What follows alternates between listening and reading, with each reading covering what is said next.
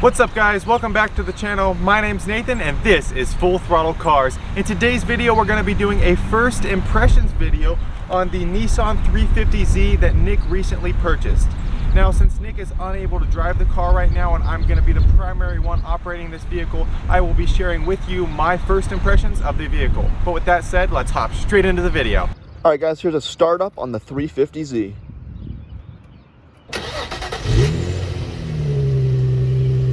Alright guys, we're going to start out by taking a look up under the hood. It's got a 3.5 liter V6 engine putting out 287 horsepower and 274 pound-feet of torque.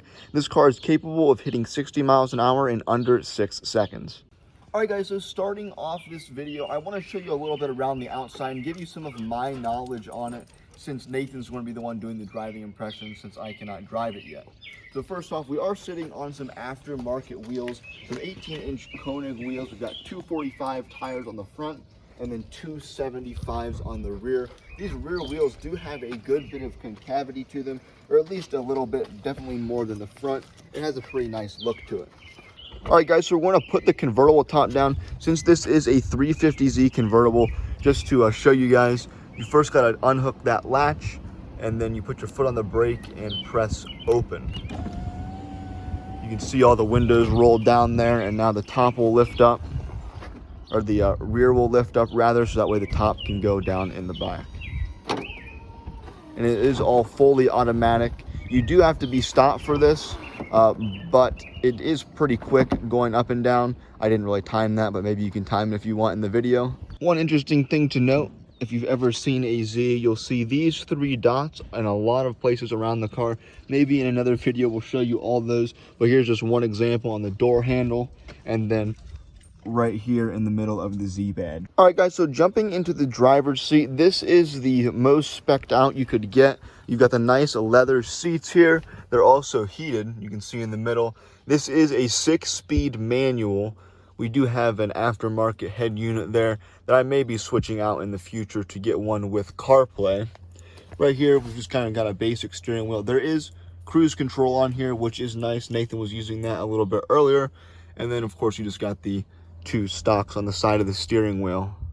One nice thing about this interior is it's not really that dated in here. You can tell that it's an older car, but it doesn't look ugly or not a lot of really cheap plastic stuff that's all cracked and broken.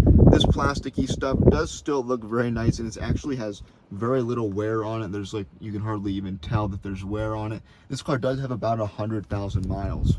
One neat aspect of this car is you can tell it's a very performance-oriented car.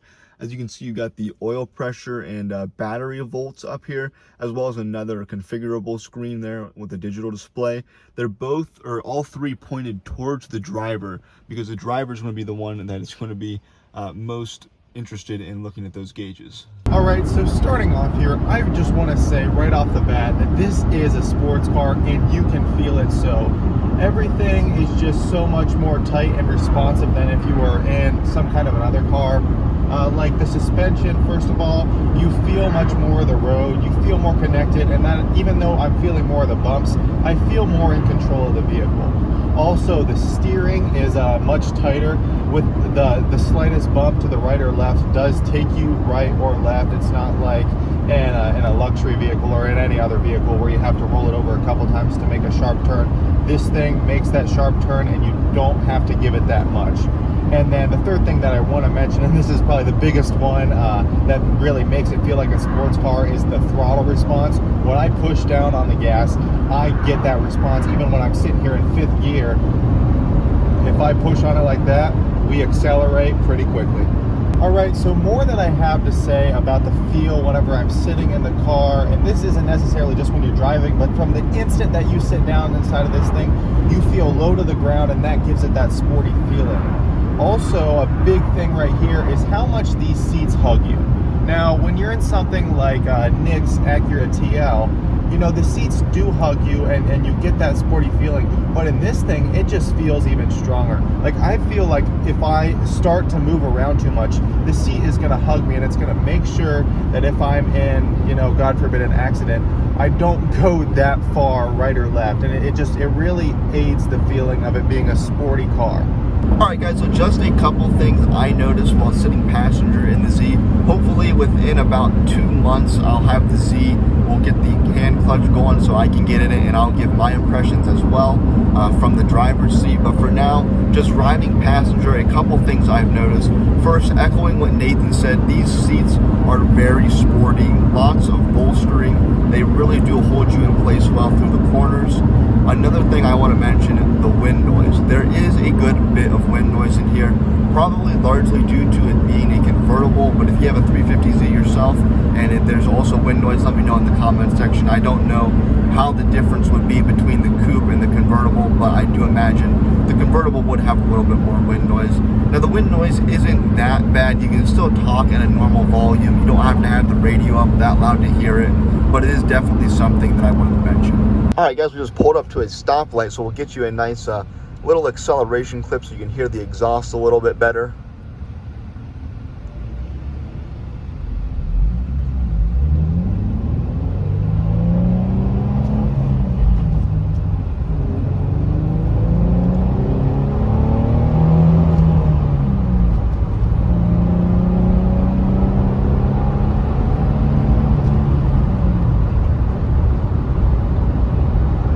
Pretty decent shifts there. Nathan is still learning this manual, and he made it all the way down to Cars and Coffee earlier today with only stalling it one time right when we're pulling in the parking lot.